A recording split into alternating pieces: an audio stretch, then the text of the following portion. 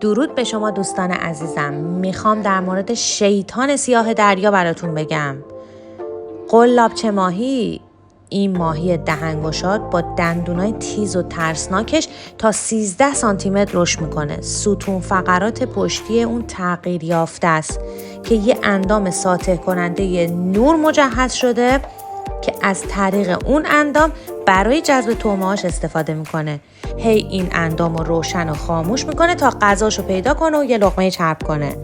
جالبه که این نوع ماهی نرش خیلی کوچیکه که به اندازه یه انگشت میرسه که توسط دندان کوچیک و قلاب شکلش خودشو به ماهی ماده‌اش متصل میکنه و از طریق رگ خونی مثل یه انگل از ماهی ماده تغذیه میکنه تا آخر عمرش.